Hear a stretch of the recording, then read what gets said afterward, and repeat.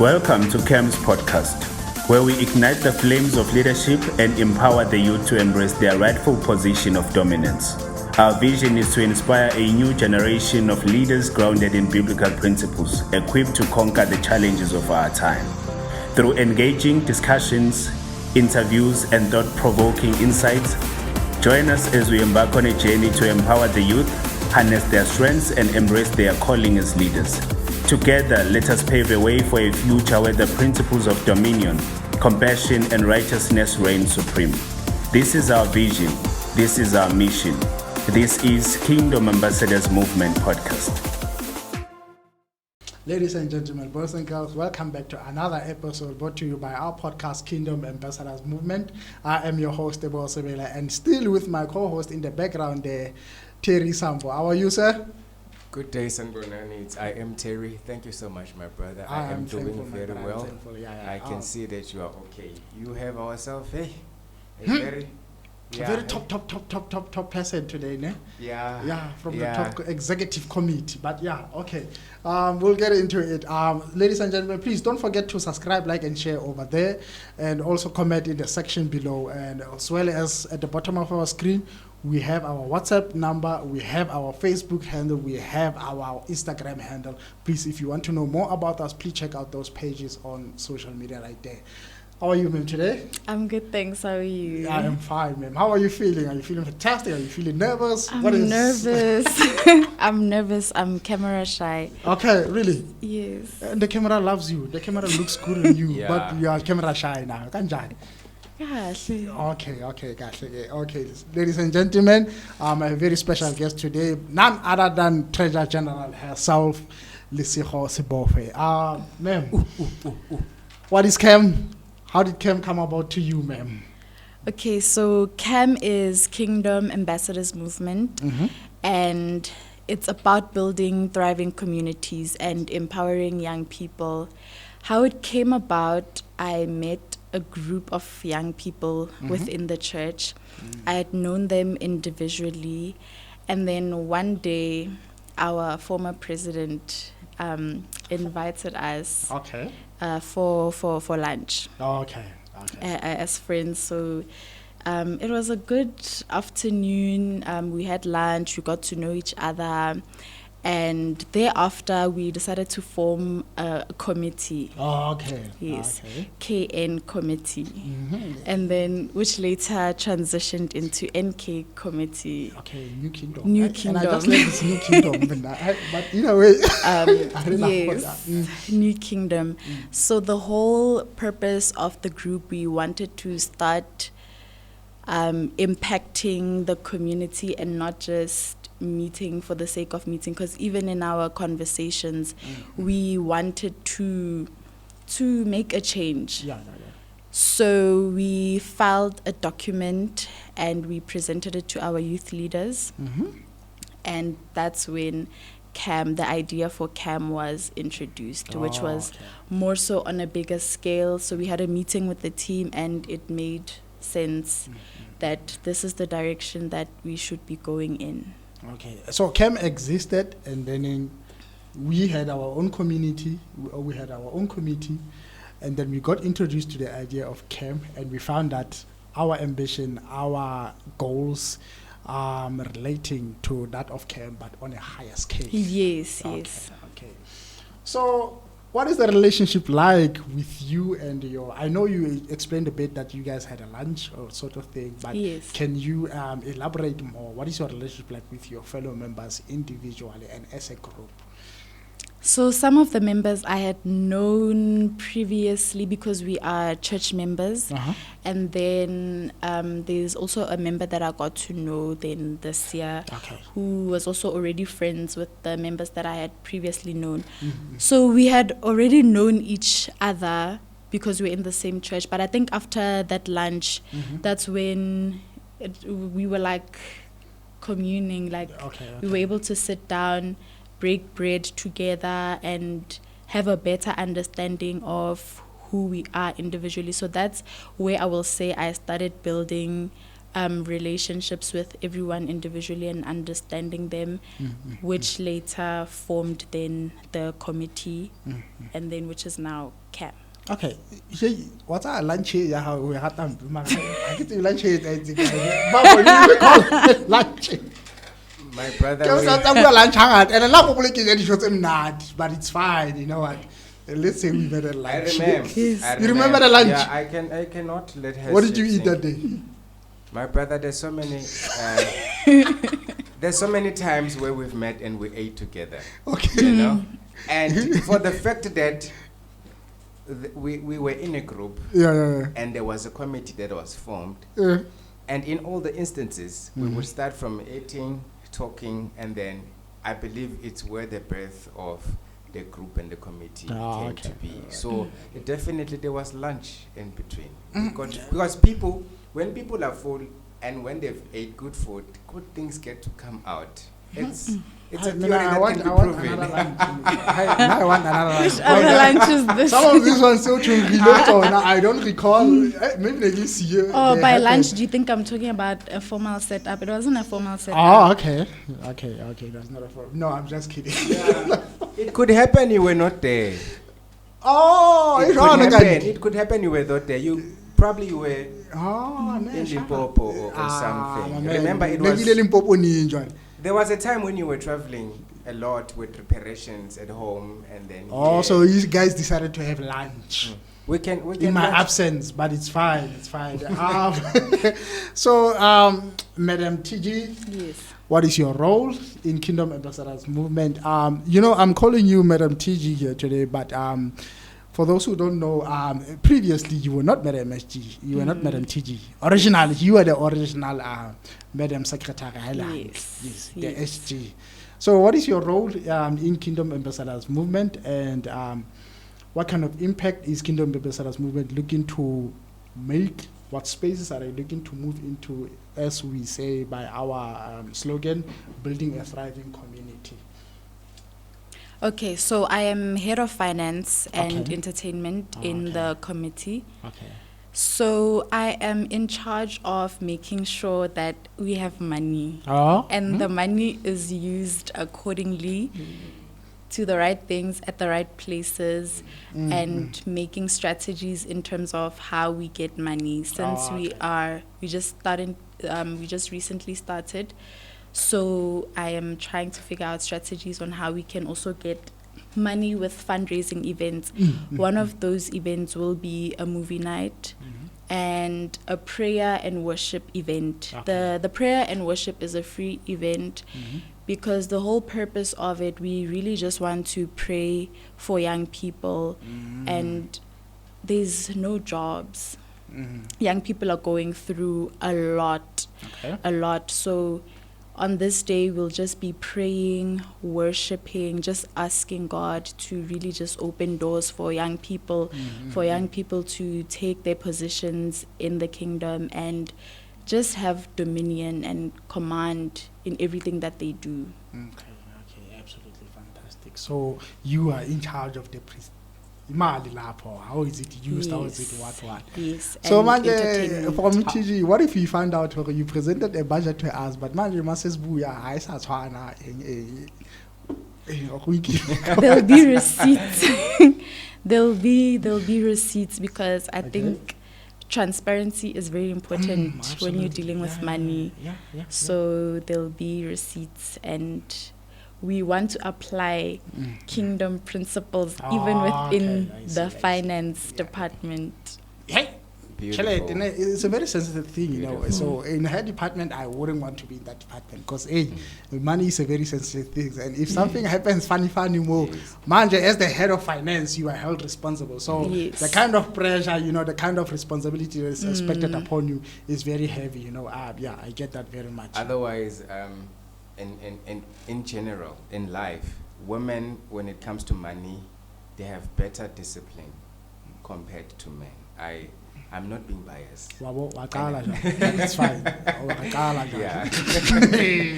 Women, strategies, when it comes to strategies of money and expanding money, it works. It works. And the statistics of men that are doing well in life, they've got good women in their side, you know. And parties that have women and actually heading finance, they are doing better. Okay. With men, when money is there, the budget will be gone.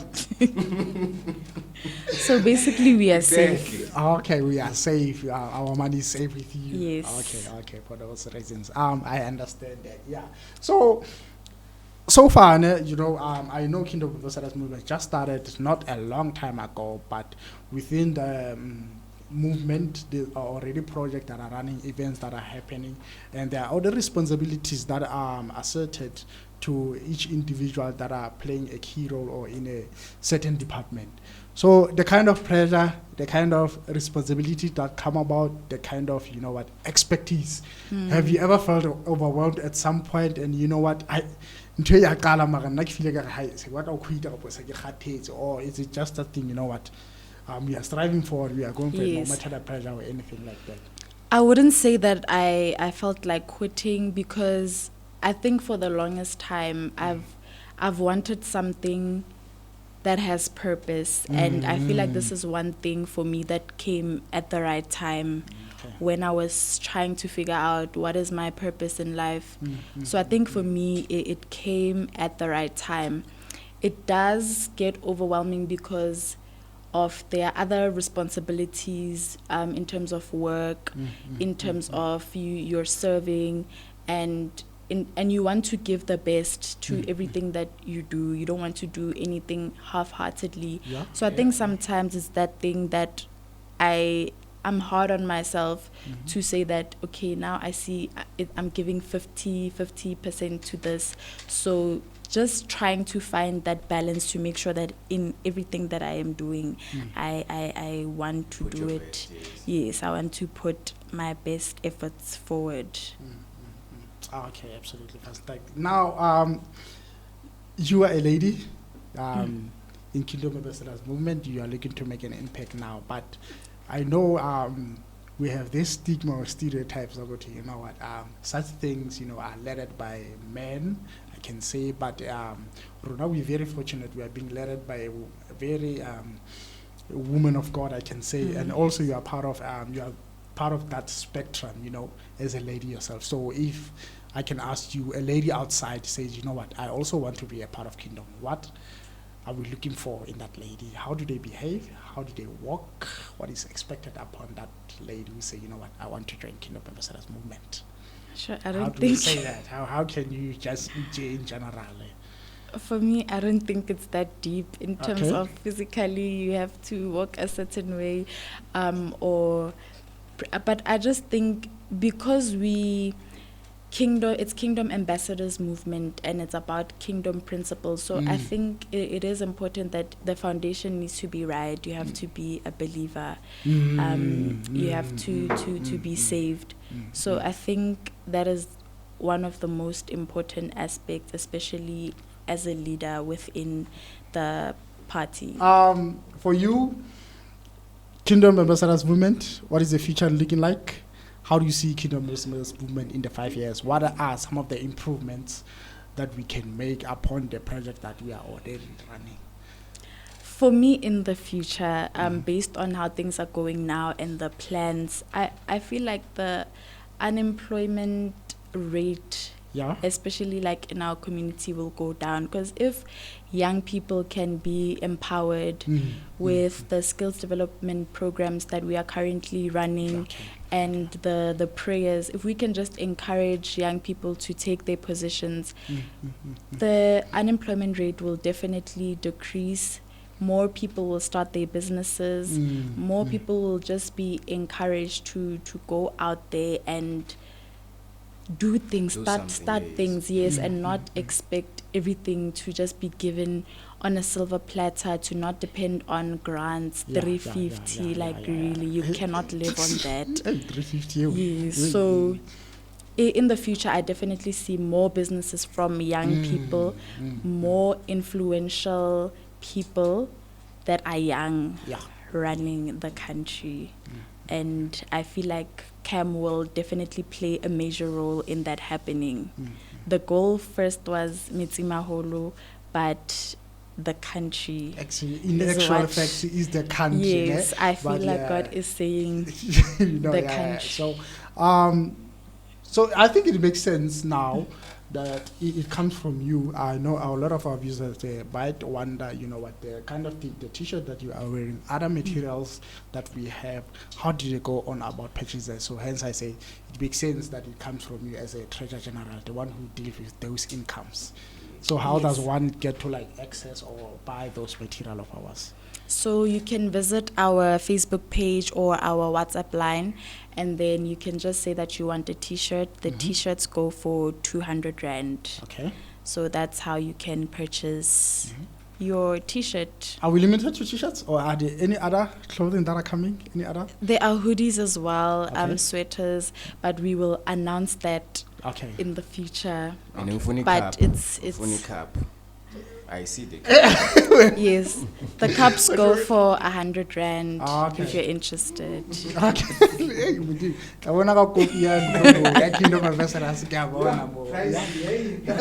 But I mean, it's a KAM mug. It's a KAM mug, man. Priceless, limited edition. So those will be going for 100 Rand. Okay, absolutely fantastic. Absolutely. All right, ladies and gentlemen. So we want to get into more of knowing Treasurer General herself personally. Who is she? What is she doing? So, but first, how was your upbringing like? Did you always grow in Christ? Or you had to find Christ yourself? From that family dynamic, that family background, how was your upbringing like growing up as a child? Okay, so I was born and raised in Sasolburg. I've lived here my whole life. I used to stay with my grandmother for like a year or two, and then I stayed with my parents. And then I grew up in a Christian home, so I've always known Christ. Like that was my upbringing. I was always exposed to it. A memory that I have is that when I was about 5-6 years old, I remember at our church they used to do an altar call where they call, if you would like to give your life to Christ, come to the front. I used to go every Sunday, go to the front, and I would judge everyone that's sitting in the crowd. Why would you not be excited to give your life to Christ? Why are you still sitting there? But I was that's how I understood it as a child. That excitement, each and every single Sunday, I'm going to give my life to Christ.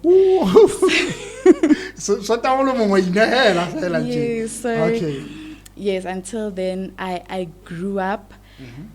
But the personal relationship for me started in 2019. That's when I started being more invested in my relationship with Christ, and I was putting in an effort where I saw it wasn't just enough to say that I'm just going to church or I am praying for my food, living a routine life. I started basically being interested in just having that personal relationship with Christ in 2019.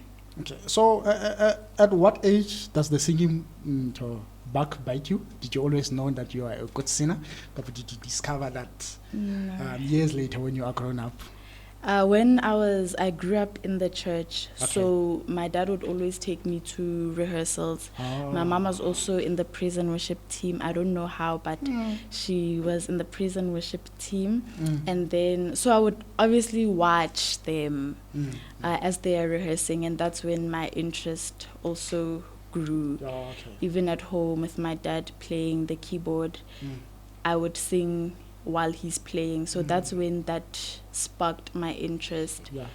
So I would say there was never a moment where I woke up and I was like, okay, I can sing. It has always been, the interest has always been there. It always been there. Yes. It's more like somehow it's not an interest you grew. It's the association of always being in church. Yes. A keyboardist. I am singing at home. I can as well just do it every day because it's basically my life. Yes. So I would definitely say that contributed. Yeah. So there's no way you try to just run away from it. You actually honored it. You're like, God, this is me, this is my family, this is who I am. I will continue and run with it, which is beautiful. People tend to, I live a whole high, sharp. Yeah. So among those other things that you do, you are a good singer. I don't know if I saw you playing a keyboard once in church. Is that a skill that you taught yourself, Kapo? Is it came naturally? And also in art, yes. Are you a good painter? Do you know how to draw? Because I always question myself, Raima. Also, how does she know how to draw? Does she paint, or what is with art? Okay, so with the keyboard, obviously seeing my dad play, I was interested in playing. So he tried to teach me, but it didn't work out.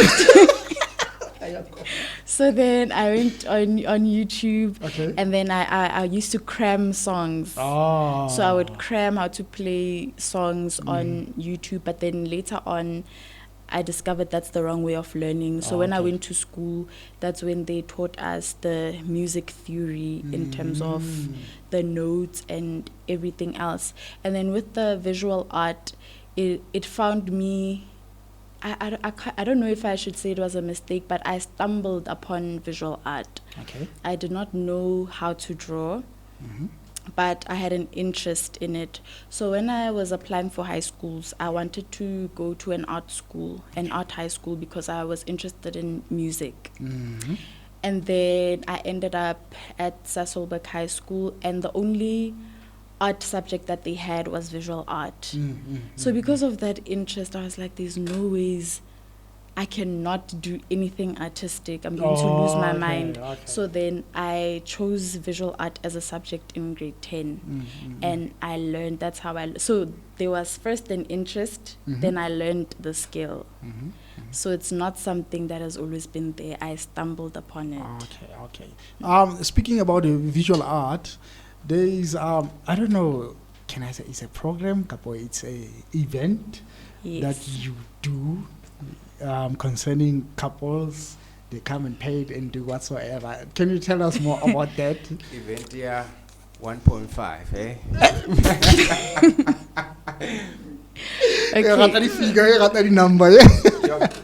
So I host paint and sip events. The couples one, it's not for couples. That one was just the Valentine's Day edition.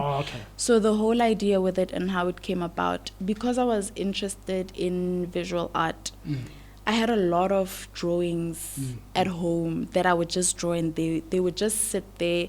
And when you're an artist, and I think especially in our community, it's challenging to sell your things. When you name a price, people don't understand the equipment is expensive for visual.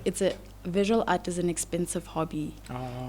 So in terms of pricing, it just didn't make sense. My target market was just not here.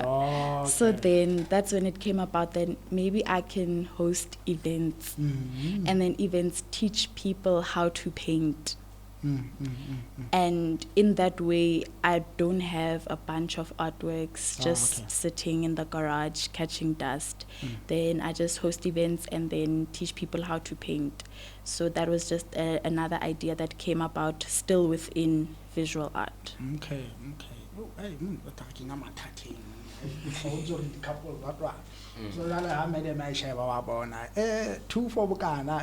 But it's beautiful, But it's beautiful, man. No, I wanted to say as young couples. Why not? To rekindle. For couples, it's beautiful for couples to go out and find a different route of engaging within the chemistry, So she found a way to tap into it and then paint. And then you sip. It's a different thing for me, but I've seen the videos, my brother. It's beautiful. I hope to see myself there in one of the good days.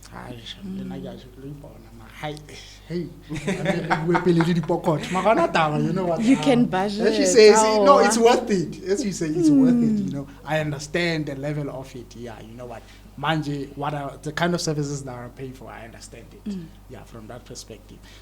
So now, life in school, life after school, moving into tertiary level, concerning that transition, from Sasolburg High, because Sasolburg High has this reputation, or their children are very smart, they are A students, so that kind of, I can say, stigma, did it stuck with you throughout tertiary level, or did you feel like, man, I'm on another level, I'm in a different environment, that thing, or carrying ourselves proudly as Bangana Bako Sasolburg High, I leave it behind. What kind of transition was it for you from high school to tertiary?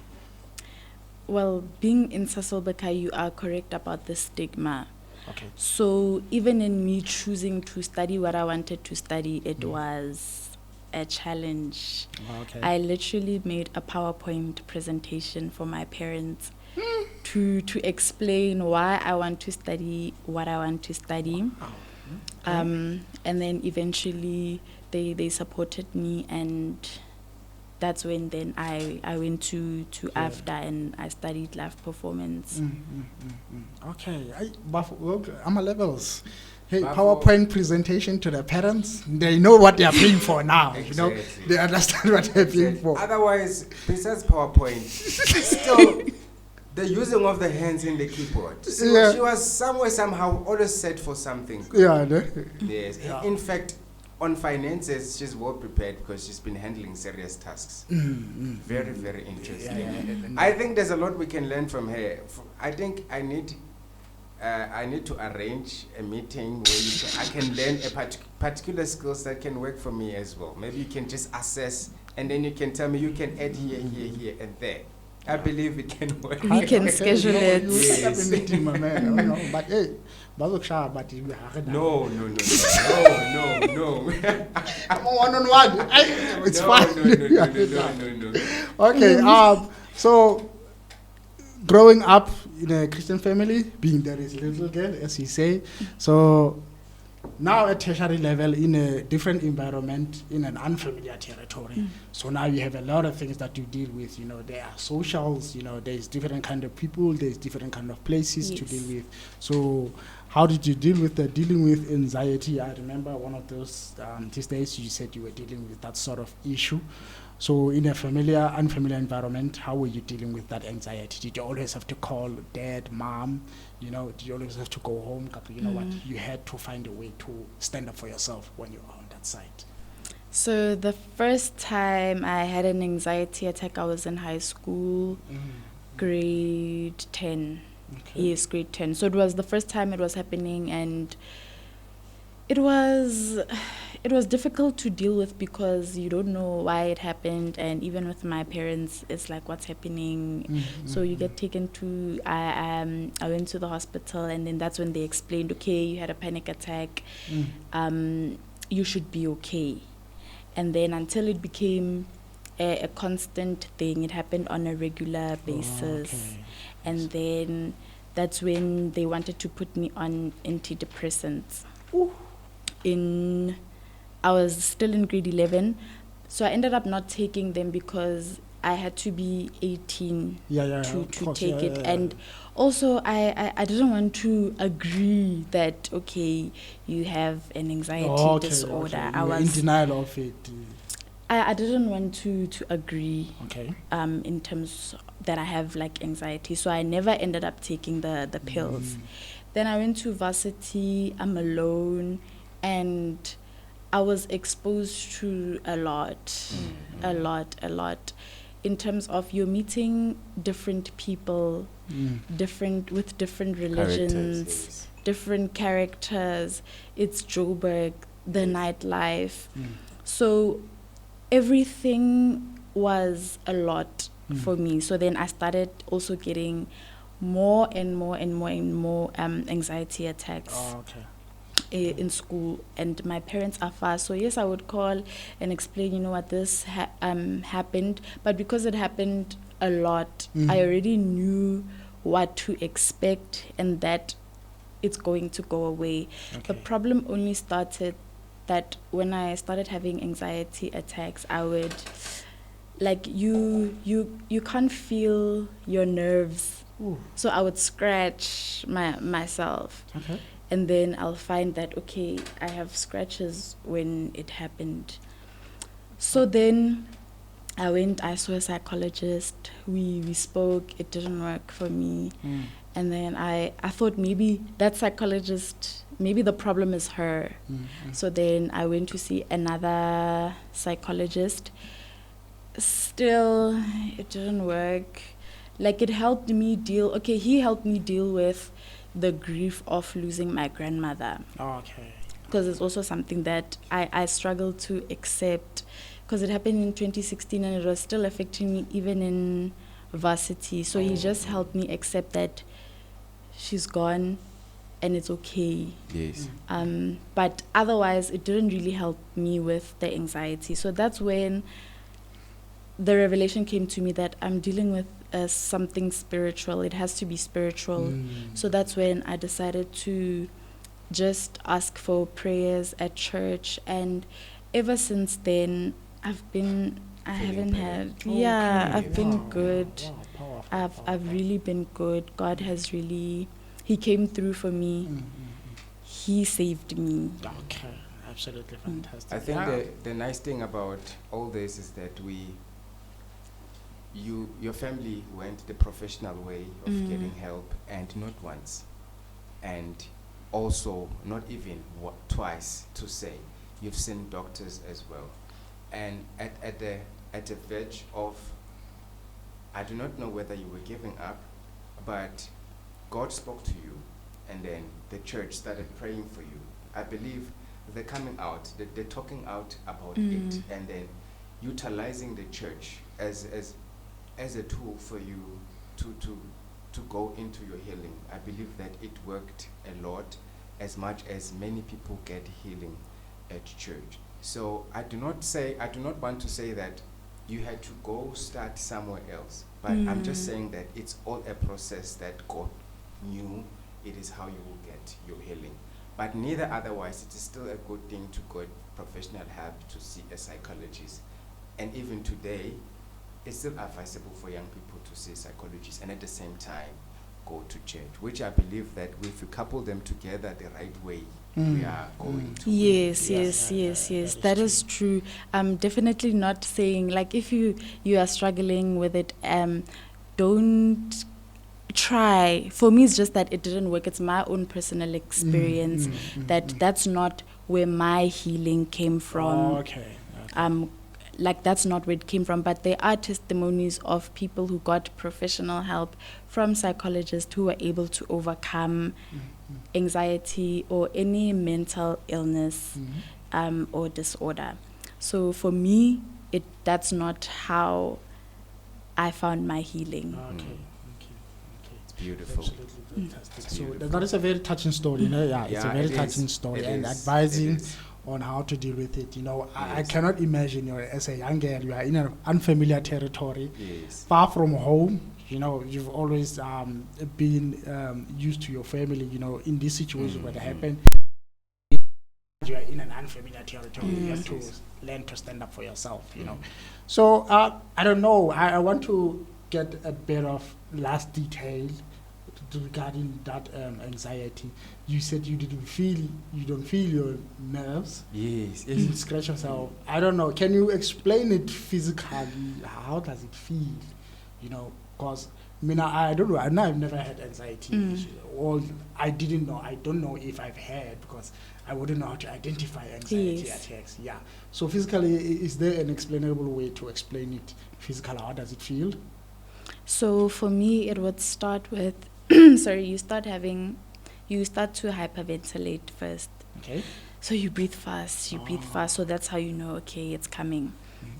And then once it's you are hooked, then you collapse, like you fall, and then it's like you're in a bubble. So everyone is speaking. You can tell that there are people who are there, but it's like you're in a bubble. You can't really feel your nerves. It's just the breathing. The only thing in that moment is the breathing and whatever's going through your mind. So you are out of touch with the world around you, your surroundings.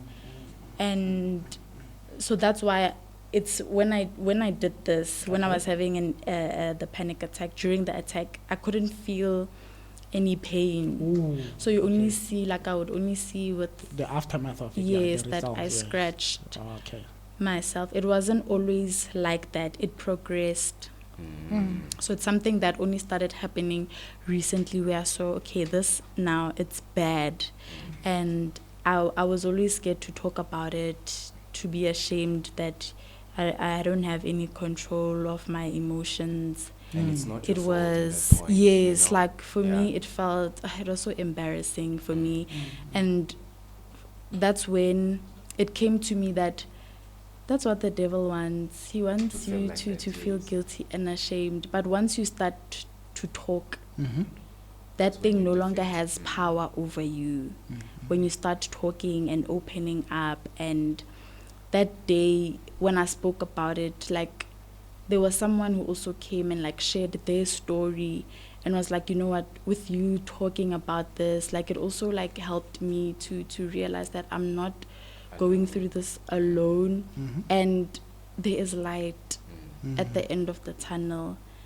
So that's what I felt when I Okay. I think it's you know what? Let's step a bit out into more positive things. You know, that's a very sensible, touching thing. You know, no, but, it's gonna heal somebody. Trust yeah, me. okay, It's gonna heal okay, somebody. that I makes sense. believe Ne? that it's gonna heal somebody. You know, there's people that are in a closet about things that affect them, things they don't want to talk about. Imagine feeling bad about a condition you don't know how to control. Yeah. It's so deep, and you don't even know who to go and talk to. At the same time, you can only fend on your parents. When you go outside, the world does not understand you. But when you come out about it, that's when you get healed. And I believe that when people say this, they would realize that, no, you know what, conditions like that can be dealt with when you better go out and talk about them. And with the right community, you stand a better, in fact, you've got better odds of winning. You've got That's better when you odds. defeat. Okay, It's so beautiful, and God is so great, eh? Amazing. Yes. It's amazing. Yeah.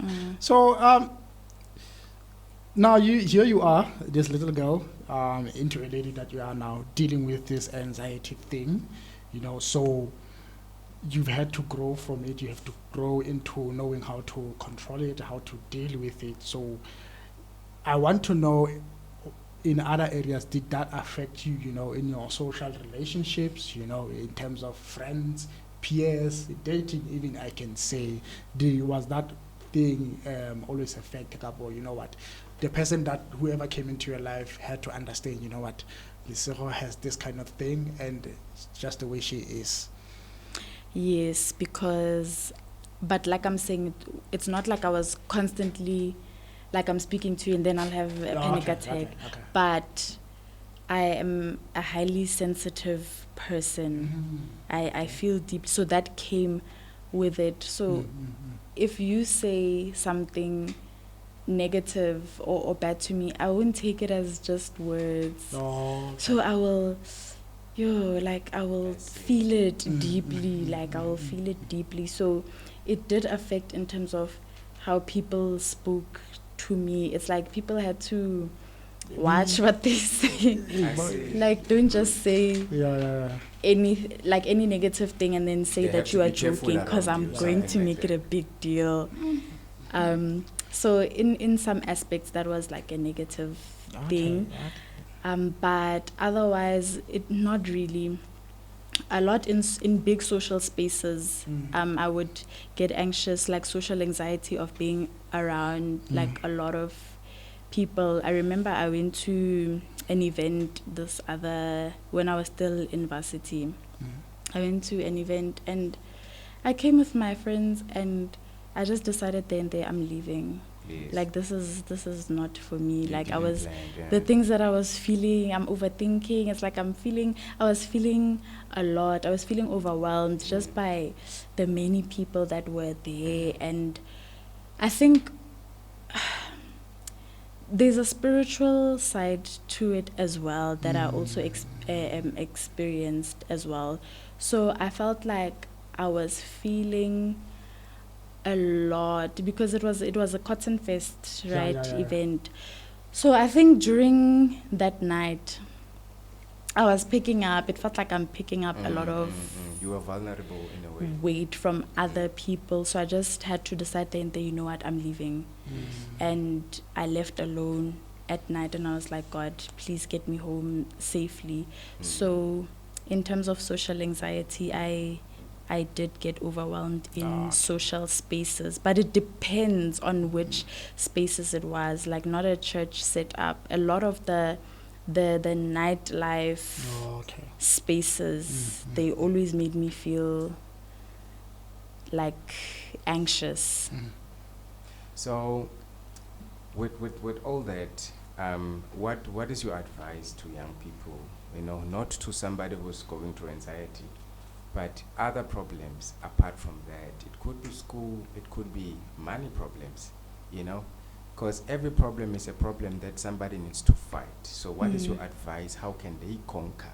You know, what is your strategy that could work for them relating to the current times? You know, what could be your advice that somebody could use that would work for them? I don't want to lie. Maybe it might not sound practical for everyone, but for me, God really helped me. Like praying, because as I was going through what I was going through, I found a church when I was in Joburg. I found a church, so I had a community that also supported me.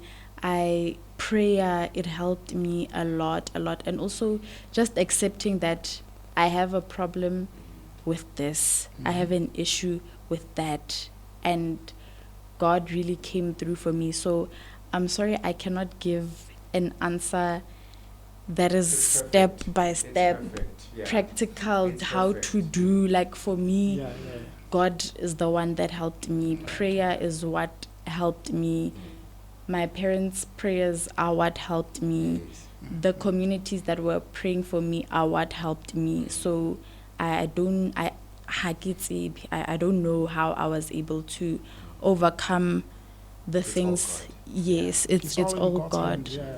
Okay. So now, so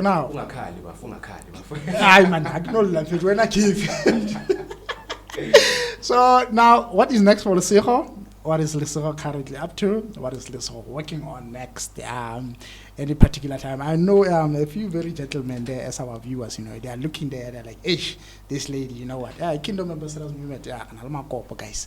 But either way, so don't touch, off limits, guys. So what is Lesego currently working on? Are we expecting something again in the visual and art entertainment or so forth from Lesego? So what's next for me is that definitely more of the arts events in the future. And I also want to explore and do more of what I studied as well, exploring that as well. And just with KAM as well. I studied live performance. Live performance? Yeah, so not singing. Okay. They don't really teach you. It's not like a singing qualification. It's more also behind the scenes. So in terms of production, how does a theater run from lighting, sound, audio-visual production, music theory. So most of the background things. So also the route and direction that I'm trying to go into is also to be able to teach music and arts. Yes. Okay. No, I see. Ladies and gentlemen, that is it for us today. Another banger episode. I thank you. I am your host, Sebofe, and with my co-host, Terry Sambo. Thank you so much. And the Treasurer General herself, Lesego. We thank you, and we'll see you next time on the next episode. And please don't forget to subscribe, like, and share, and comment in the section below, as well as our Instagram handle, our Facebook handle, and our WhatsApp number. We are out.